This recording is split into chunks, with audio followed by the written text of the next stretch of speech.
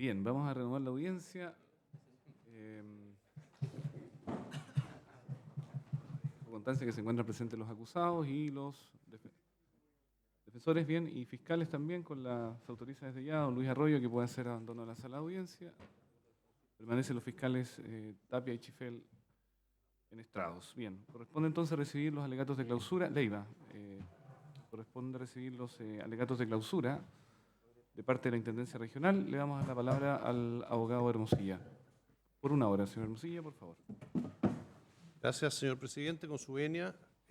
haciendo uso del derecho del artículo 338 del Código Procesal Penal. En primer lugar, quisiera sostener y permitirme hacerlo y adherir a todas y cada una de las argumentaciones que ha hecho ver con mucho detalle el Ministerio Público en su larga intervención y en particular a la completa relación de antecedentes probatorios que hizo durante la exposición el fiscal señor Chifel.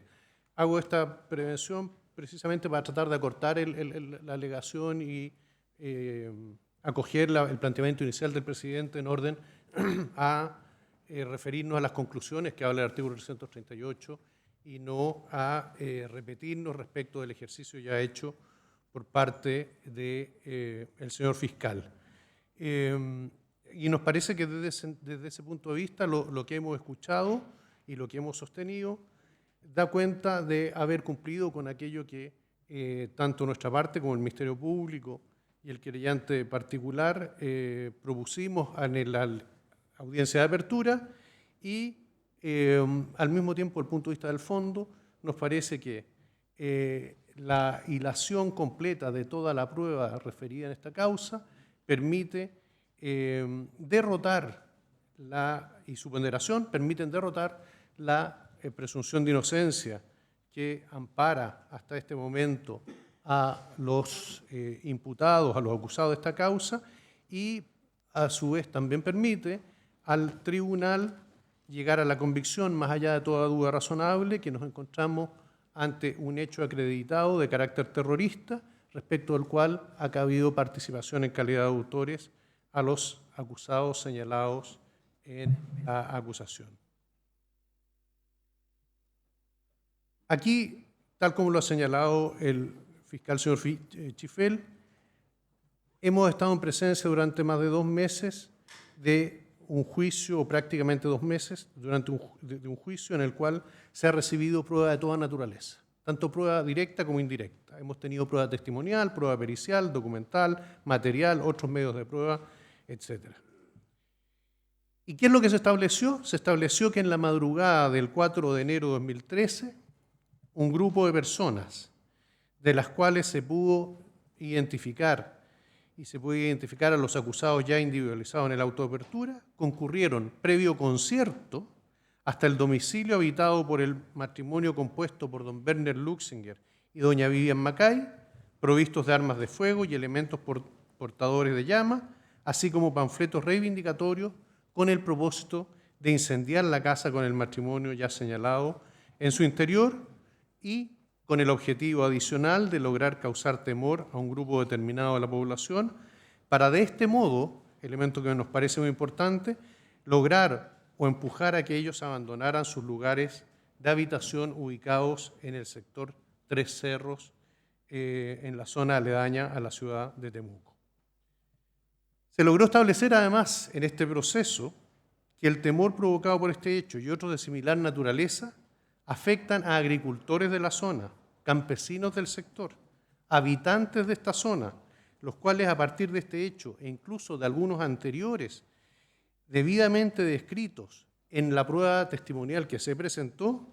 han provocado tal grado de temor que se puede afirmar que generan terror y ha llevado a muchos de ellos a hacer abandono de sus hogares, sus domicilios, ubicados en sectores rurales de esta región. Este abandono se produce precisamente a partir y con origen en el temor de ser objeto de actos de similar naturaleza del que afectó a la familia Luxinger en general y al matrimonio Luxinger-Macay en particular. Que alguien sienta los efectos de estas conductas es algo que no se puede discutir. Ese es un dato de la realidad no solo regional, sino que un dato de la realidad nacional. Y desde ese punto de vista quiero relevar el hecho que en esta causa, en nuestra calidad de querellantes institucionales, me corresponde a mí hacer el alegato de clausura, habiéndolo hecho en su oportunidad el abogado Luis Correa Blúas, en representación del mismo Ministerio del Interior y la Intendencia, pese a que ha habido entre medio una circunstancia particular que ha sido un cambio de gobierno, cambiando incluso de signo político. Esto da cuenta que para los efectos de la apreciación de la calificación jurídica de estos hechos, que le corresponde hacer al Ministerio del Interior de acuerdo a su ley orgánica, independientemente de la posición política, ideológica o de la visión que se tiene del país y su situación y su desarrollo, respecto de esto hay unanimidad, hay un solo criterio y una sola opinión que se refleja precisamente en esta circunstancia que estoy relevando. A partir de la situación de terror generada como consecuencia de este hecho, es que estimamos que la afirmación inicial hecha por esta parte, en tanto parte interviniente, se ha comprobado en cuanto a su existencia y en cuanto a su dimensión, que es un factor que me parece que es absolutamente relevante, la forma de comisión de este delito, lo devastador de la circunstancia, lo dantesco de aquello que ocurrió la noche del 3 de enero del año 2013. En efecto, señalamos que este hecho no era un homicidio en el alegato de apertura, no era un incendio, sino que en definitiva estamos en presencia de un acto de terrorismo, ello desde el punto de vista normativo y también doctrinario. Dicho lo anterior, debemos tener en cuenta que la acusación que nos convoca se deriva de un hecho ocurrido hace aproximadamente 5 años, que fue objeto de una larga investigación, cuyo objetivo fue establecer la identidad y participación de las otras personas que acompañaban al hoy sentenciado Machi Celestino Córdoba la noche de los hechos.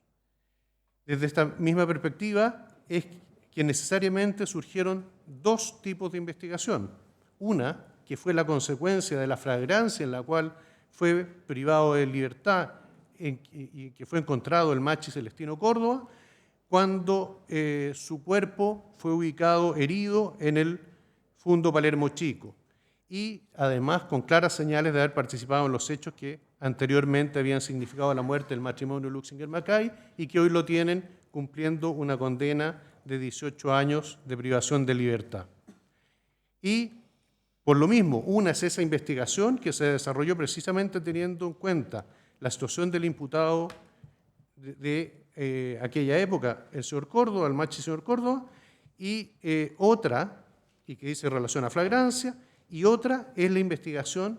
que tiene que ver con los hechos que la policía continúa investigando para establecer precisamente la participación de otras personas. Aquí toda la evidencia que se ha escuchado, y nadie lo ha cuestionado en este juicio, es que la agresión, el ataque que deviene en incendio y en la muerte del matrimonio Luxinger-Macay está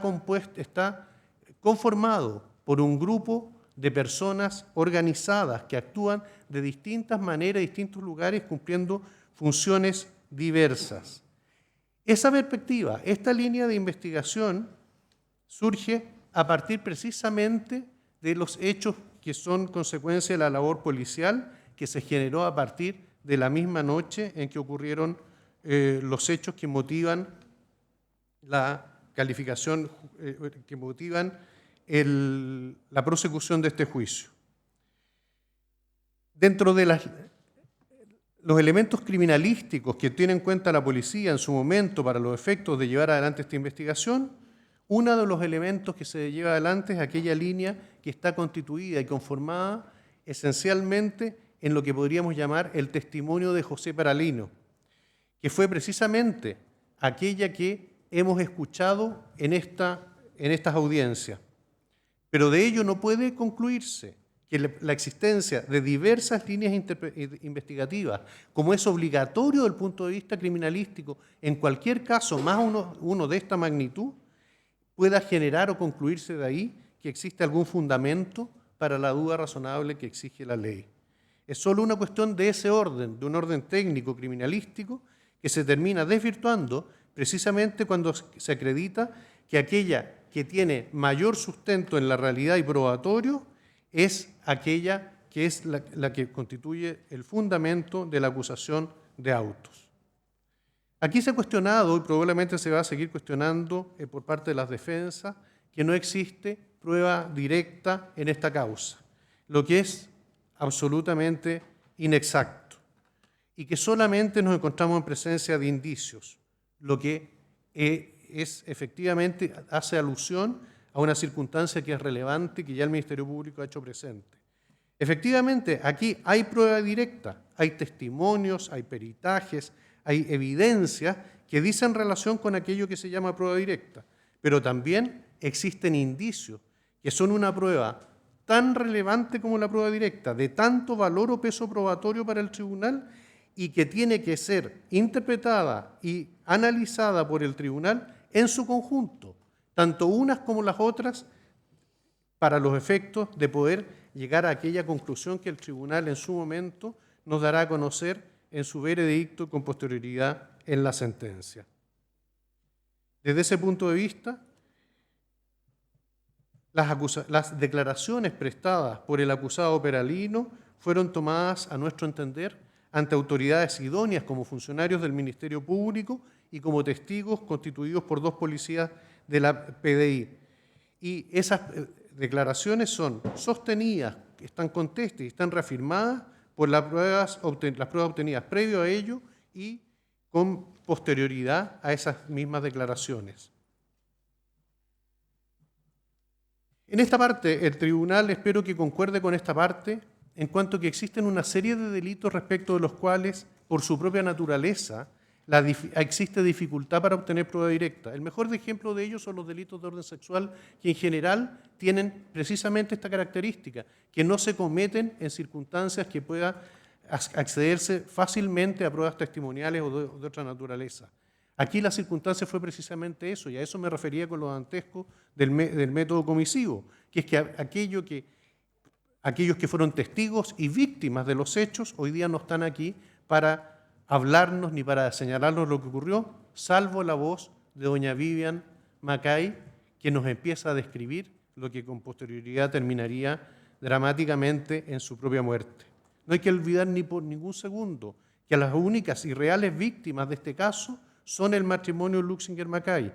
y que son respecto de aquellos que hoy día todavía falta, hasta el momento nosotros esperamos en una situación que concluya en el veredicto, sin que se pueda establecer o aplicar una sanción a aquellos que actuaron esa noche.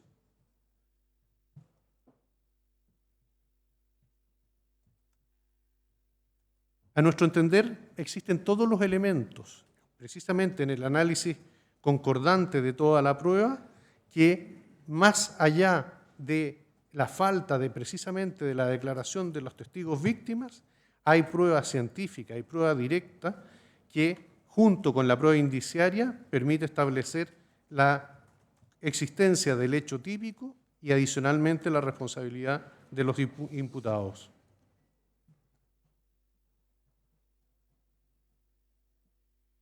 Desde ese punto de vista, nos parece que es particularmente relevante, estoy tratando de acortar, señor presidente, para los efectos de no repetir, la existencia y la valoración que se ha hecho de los testimonios de personas como los señores Vilche, Leiro y Villegas, aquello que se obtiene de la declaración de doña Vivian Macay, de aquellos que han declarado en relación con la autopsia y otros antecedentes que permiten asegurar la existencia de un hecho que tiene las características que ya he señalado. Aquí hay prueba científica y respecto de esa prueba científica nos pueden hablar los efectos de los hechos realizados o las conductas desplegadas por aquellos que estamos solicitando su condena en el día de hoy. Y desde ese punto de vista, una última afirmación, nos parece que la prueba indiciaria también es una prueba que es finalmente una prueba que puede ser la suficiente, como se ha establecido y señalado, para los efectos de dictar y sostener una sentencia condenatoria. En relación con lo dicho, viene el tema, se acerca el tema al cual se ha hecho mucha alusión y seguramente se va a hacer mucha alusión, que es el de las máximas de la experiencia. En nuestra legislación, las máximas de la experiencia son uno de aquellos límites que establece el artículo 297 del Código de Procedimiento Penal para los efectos de limitar o delimitar la capacidad del tribunal para apreciar la prueba con libertad. La libertad del tribunal para la ponderación probatoria tiene, entre otros de sus aspectos, lo que son las máximas de la experiencia. Y ello se nos dice que son los juicios adquiridos por razón de la experiencia general de la vida o de conocimientos técnicos especiales. Es por definición una conclusión empírica, fundada sobre la observación de lo que ocurre comúnmente, es decir, es un juicio hipotético de contenido general, sacado de la experiencia y tomado de las distintas ramas de la ciencia. Por ejemplo, el sol sale por el este, un cuerpo abandonado en el vacío cae, un celular geolocalizado se encuentra junto a su dueño. Son ejemplos de máxima de la experiencia. Ahora bien, ¿por qué el legislador impone la obligación al juez de ceñirse a las máximas de su experiencia? Porque dada la dinámica de algunos delitos, es difícil, como en este caso, tener pruebas plenas o que por sí solas acrediten un hecho tal como un testigo directo, etc. Así, por ejemplo, en un delito de violación es muy difícil que exista un testigo directo. En este caso ocurre algo similar. Si no fuera así, tendríamos un sistema de apreciación de la prueba legal o tasada. Pero como no existe, y es el juez quien debe apreciar la mal llamada prueba indiciaria en su conjunto, es que el legislador impone la obligación al juez de aplicar estas máximas de la experiencia, siendo estas no solo el límite para valorar la prueba, sino que también la técnica que debe utilizar el sentenciador. Aquí, tal como he dicho, son múltiples pruebas que se tienen que interpretar unas a otras, de acuerdo a lo que hemos visto y fue lo que ocurrió en la incorporación al juicio, y el conjunto de esas pruebas precisamente lo que hacen es validar las declaraciones de José Manuel Peralino. En segundo lugar, después de estas apreciaciones de orden general, quisiera afirmar que a nuestro juicio los hechos se establecieron de la siguiente manera. Primero, en relación al tipo base exigido por la ley 18.314 y a partir de la prueba rendida, se estableció, 1, que hubo un incendio. 2, que este fue provocado por terceras personas. 3, se estableció que quienes concurrieron hasta el domicilio a siniestrar eran a lo menos 12 personas. 4, que el incendio fue intencional. 5, que este afectó una casa-habitación. 6, que la casa estaba habitada al momento del siniestro, como ocurría habitualmente. Adicionalmente, que este hecho era conocido por quienes concurrieron al lugar esa noche con esa intención. Y por último, que sus moradores murieron como consecuencia del incendio iniciado por los atacantes, calcinados, se nos ha dicho.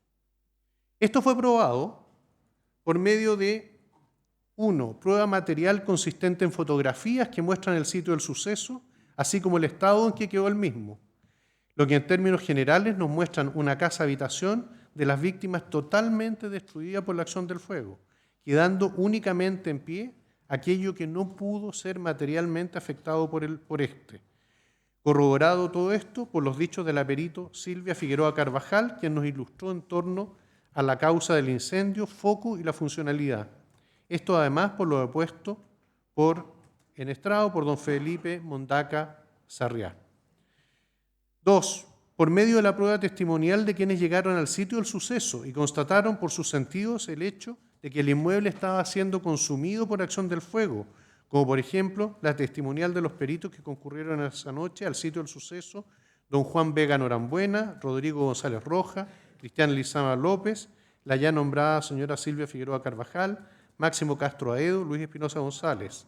3, por medio de la prueba pericial fotográfica de don Rodrigo González Rojas. 4, por la prueba pericial de los profesionales del Servicio Médico Legal, Lorena Ibacache Muñoz y Nubia Riquelme Sorno, que constataron que el fallecimiento de quienes figuraban como víctimas se produjo por carbonización y que nos explicaron en torno al estado en que se encontraban los cuerpos al momento de su pericia. Señoría, esta defensa quiero observar, a propósito de estar siendo interviniente, que se está dando lectura, y a ese respecto, el principio que ordena el proceso penal es distinto. Le niego la palabra a don Rodrigo. Por favor, no interrumpamos. El señor Hermosilla está haciendo su alegato de clausura y seamos respetuosos con sus alegaciones. Yo no he advertido que en la totalidad haya hecho una lectura de su alegato, y si así lo hiciere, lo autorizo por la cantidad de pruebas que hay en comento. No tengo ningún problema en que ustedes usen ayudas de memoria, como también lo han usado en otras intervenciones. Por favor, señor Hermosilla. Sí. Muy bien, señoría. Gracias, señor presidente. ¿No podría incluso exhibir yo la minuta? No Porque se haga problema, pero ya está resuelto, por favor. he mirado y he ido Está resuelto. improvisando, ¿no? En tercer lugar, en cuanto a la participación, aquí es precisamente la prueba que se ha rendido en este juicio, es aquello que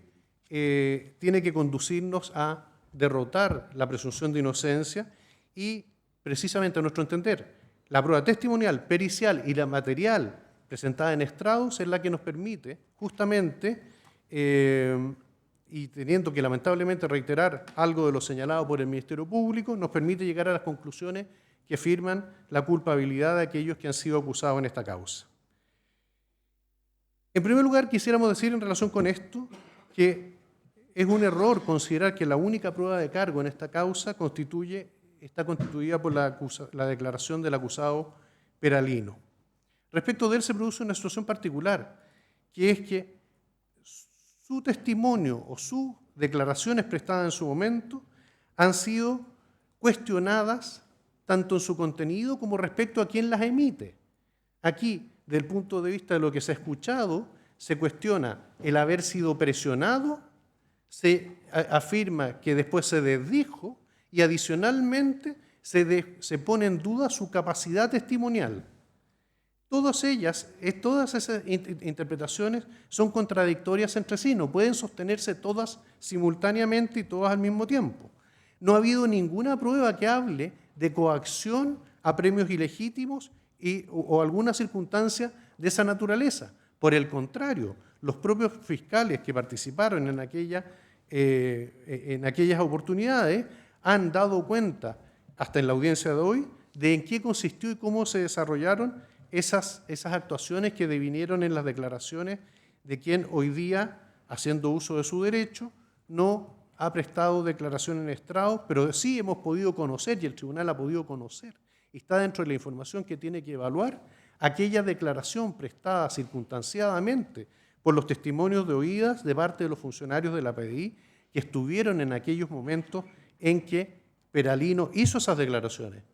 Pero a eso hay que agregar el ejercicio detallado que ha hecho el fiscal Chifel en cuanto a la concordancia y la plausibilidad que genera el cruce de esas afirmaciones traídas al juicio con el resto de la prueba que se ha traído también a este juicio. La suma de aquellas dos circunstancias es la que precisamente le da el tremendo valor probatorio que tiene el testimonio efectivamente prestado por el señor Peralino.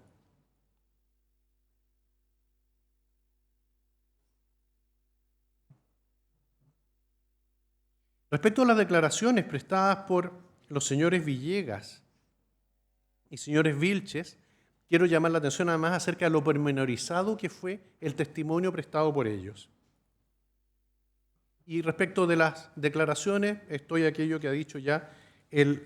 señor fiscal respecto a la diferencia que hay entre la primera y la segunda declaración, en cuanto que en la primera solo señala haber participado de una reunión y no de los hechos ocurridos en el domicilio de los señores Luxinger, y con posterioridad hay una modificación de esa declaración y se incorpora al grupo que participa en ese ataque, razón que lo lleva a estar hoy día sentado en el banquillo de los acusados.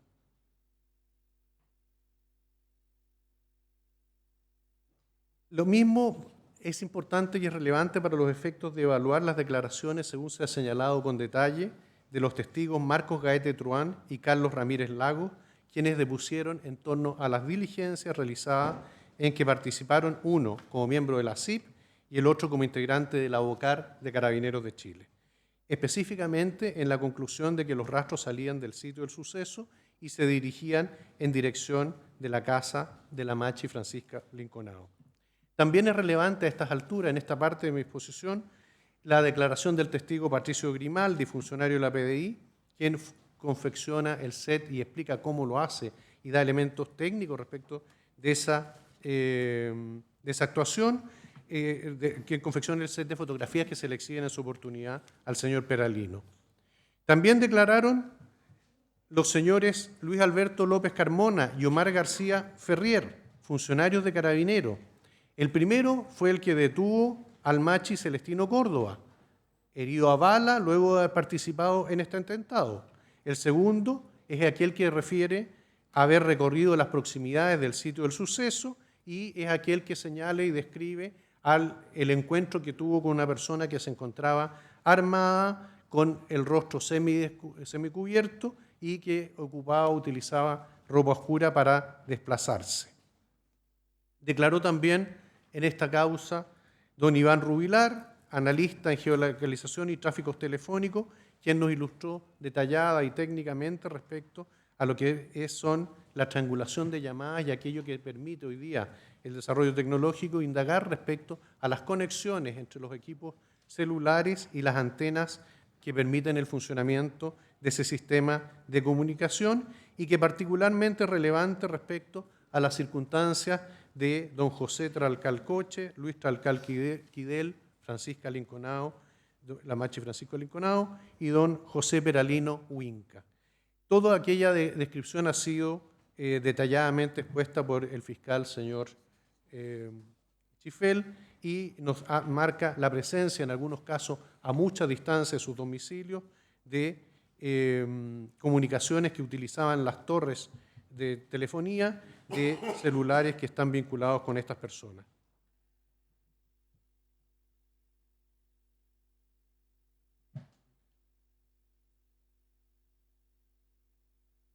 Respecto de la crítica que se hace en relación con que las declaraciones de don José Peralino fueron objeto de apremios ilegítimos, quiero llamar la atención solo sobre un hecho, que aquí no se ha escuchado ninguna prueba ni se ha rendido ninguna prueba que permita afirmar esa circunstancia. Nada de eso puede hoy día ser considerado para los efectos de restar valor al testimonio que ha sido conocido por el tribunal por medio de el testimonio de oídas que sí tuvo lugar, o los testimonios de oídas que sí tuvieron lugar durante el desarrollo del juicio. Respecto a la declaración de doña Soledad Molinet Huichacura, socióloga, solo quiero hacer una referencia porque me parece que ella es una testigo que no tiene las características de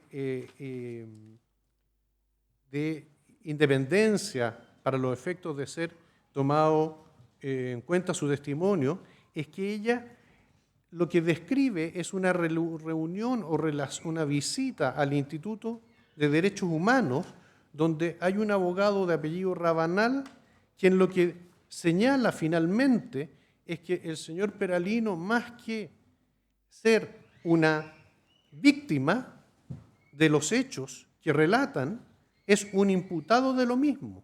y que en vez de acogerlo bajo el amparo de esta institución, de esta respetable institución, lo que hace es derivarlo a la Defensoría Penal Pública, ya que el instituto no defiende, como sabemos, imputados, sino que representa víctimas. Desde ese punto de vista, esa afirmación y ese testimonio me parece que es rescatable de aquello que señala la señora Soledad Molinet.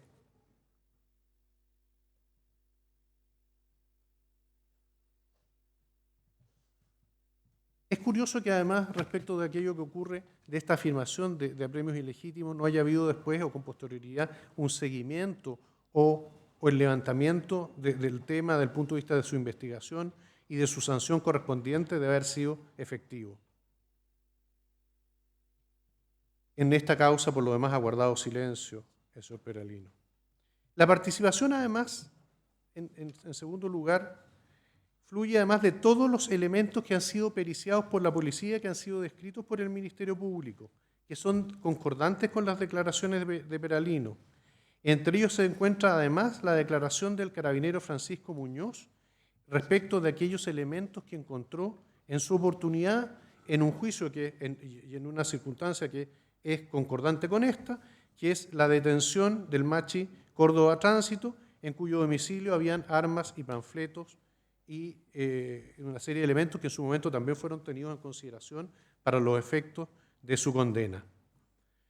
Todos estos elementos tomados en su conjunto permiten formarse convicción respecto a una forma, una dinámica de ocurrencia de los hechos de forma perfecta y sustentable por sí misma, que calza con exactitud con la declaración de don José Manuel Peralino. Respecto de la prueba de la defensa, solo algunas consideraciones. En cuanto a la testimonial de la sobrina de la Machi,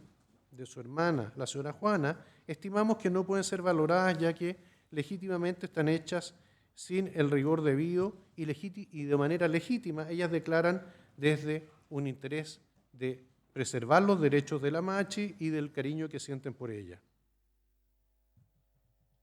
También nos parece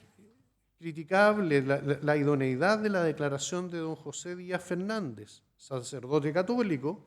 quien señaló que se había acercado a la Machi Francisca Linconao, que ella le relató la situación vivida por el señor Peralino y que él decidió ir en esto que describió como un acompañamiento pastoral al domicilio del señor Peralino para corroborar los dichos de la Machi.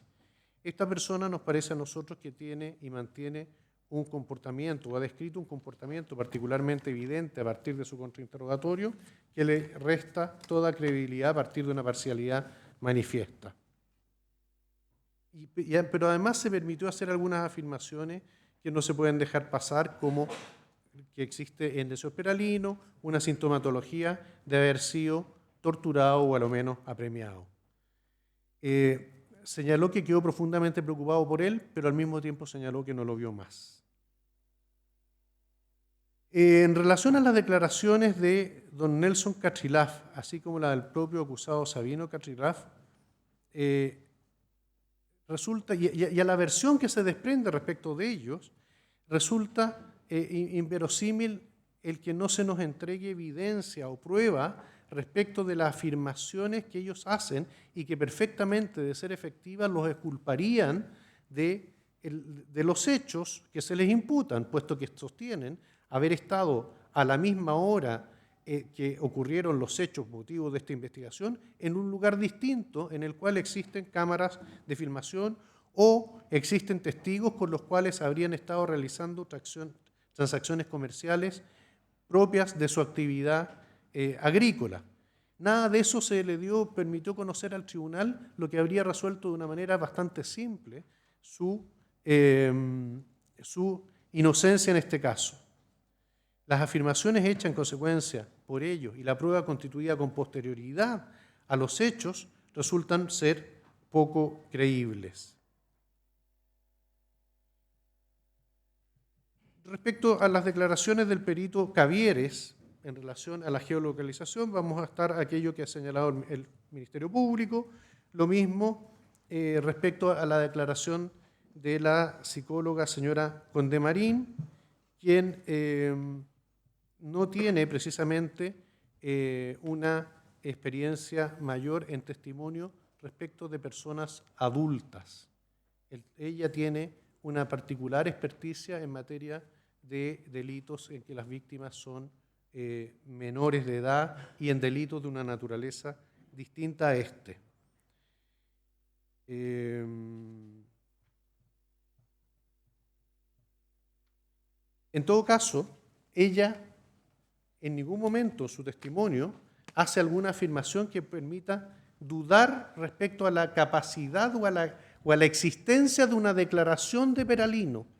Lo que sí ella afirma es que él puede haber declarado forzado, pero lo que no dice es que no haya prestado una declaración. Ella no está diciendo que lo que se dice que él dijo, él no lo haya dicho. Eso no es lo que ella afirma. Ella afirma que él es una persona que puede ser forzada a decir cosas, pero no le quita, no lo priva de la capacidad de expresarse, de decir aquello que efectivamente dice.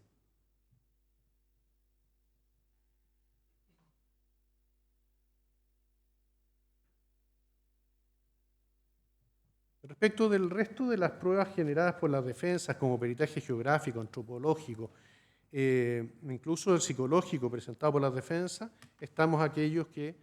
ha señalado el Ministerio Público, pero efectivamente creemos que no resisten un análisis de una mínima exigencia respecto de la credibilidad de esas pruebas, puesto que fueron elaborados particularmente a partir de antecedentes o elementos entregados por familiares directos de los acusados, los cuales obviamente tienen la posibilidad, pero además también el derecho de proteger o ayudar a sus familiares que están hoy día siendo imputados.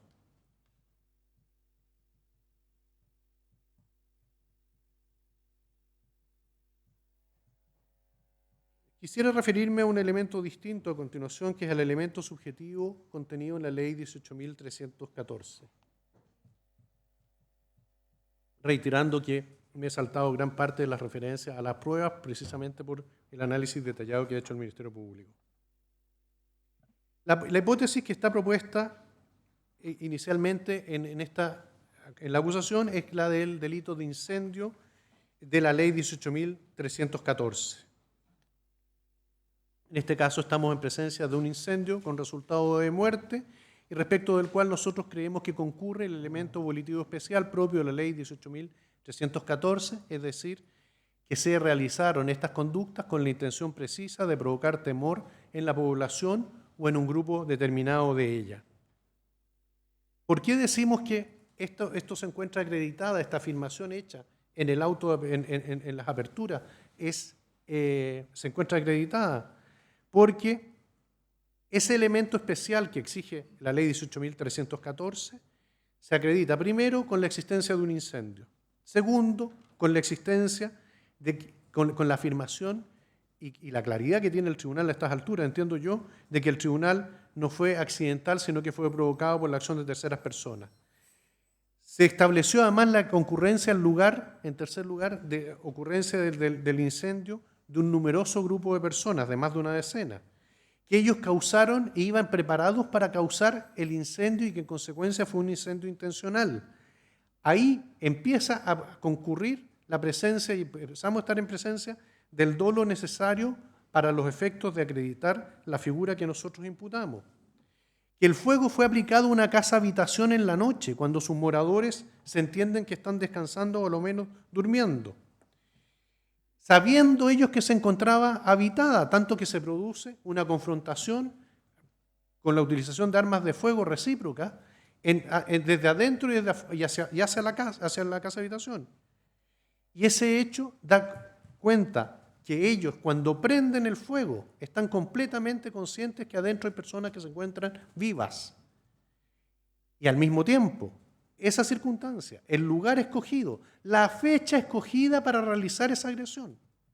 da cuenta que ellos van precisamente a obtener el resultado o la acción que se quiere desplegar. Y se da no en cualquier terreno, no en cualquier campo, no en cualquier localidad de esta región o del país. Ocurre precisamente en un lugar y respecto de una familia que, como se ha escuchado a lo largo del juicio, ha sido impelida, ha sido instada de distintas maneras irregulares a abandonar la región. Esta es una actuación de facto que es absolutamente inaceptable desde el punto de vista del funcionamiento de un Estado democrático de derecho. Y la manera que el Estado democrático de derecho tiene de defenderse de conductas como esta, que ocurren realizadas por una pandilla, por un grupo de gente, que ocurren en la noche, subrepticiamente, es precisamente aquello que el legislador sobrecalifica al momento de hacer la tipificación en materia de terrorismo. Porque este no es un acto, precisamente un hecho aislado, es un hecho que tiene que entenderse, se tiene que leer, como lo hemos escuchado de numerosos testigos que depusieron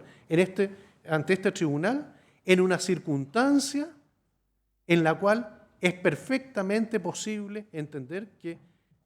es parte de una cadena de circunstancias que están orientadas a producir un cambio de hecho en la propiedad o en la tenencia de la tierra en esta región. Esto no pasa en Ovalle, esto no pasa en Punta Arenas, Esto no pasa en Arica, esto pasa aquí. Y pasa en determinados lugares de esta región.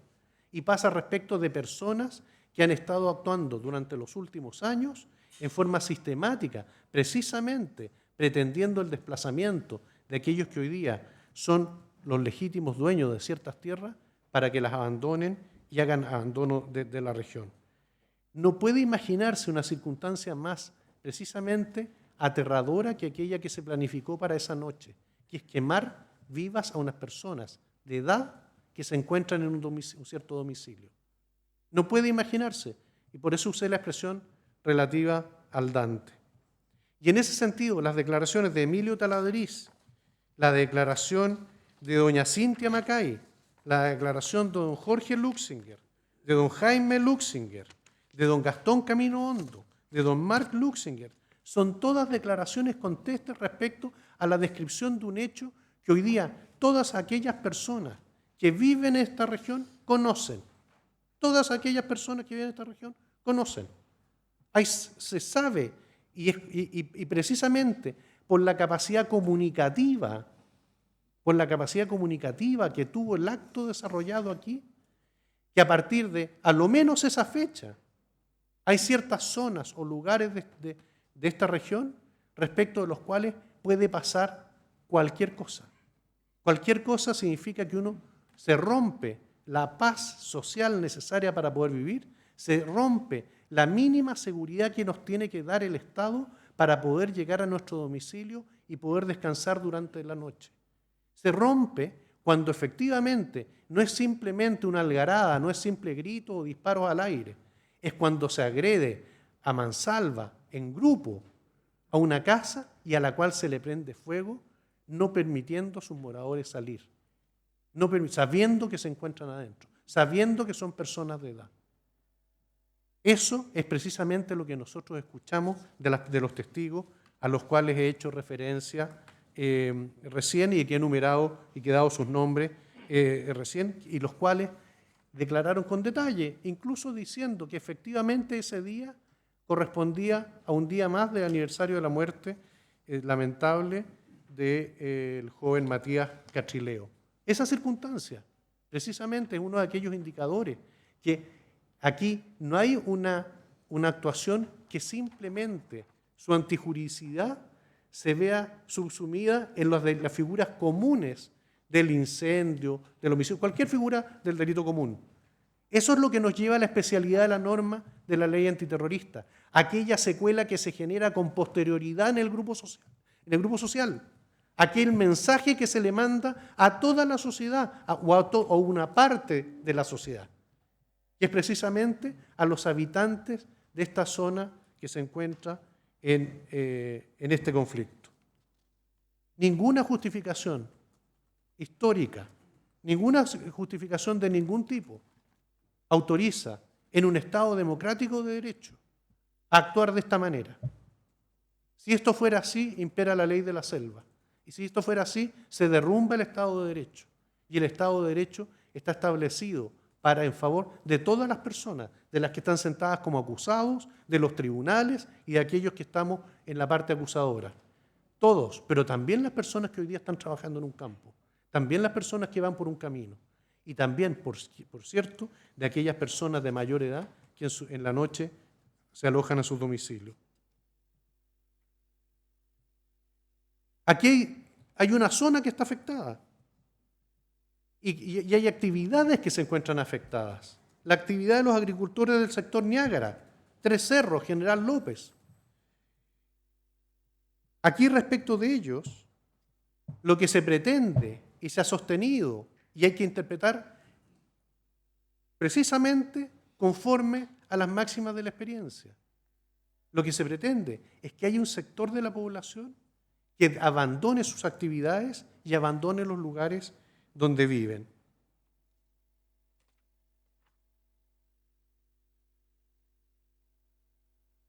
La familia elegida tampoco es un dato que no se deba tener en cuenta, por el contrario, también dice relación con la configuración del elemento subjetivo del tipo terrorista, por cuanto la familia es una familia que ha sido objeto, y lo escuchamos aquí, todas estas afirmaciones tienen un correlato en la prueba que el tribunal pudo apreciar directamente, percibir por su sentido, escuchar, que es una familia que sistemáticamente ha sido agredida en sus distintos componentes en los últimos años. No es un azar que se haya recibido, hay amenazas, hay una descripción pormenorizada, auto que está con las llaves puestas, es decir, una manera de vivir en la cual es impactante entender que la gente se empieza a acostumbrar. No se puede permitir, y para eso está la actividad de los tribunales, para no permitir que se produzca la impunidad respecto de estos hechos.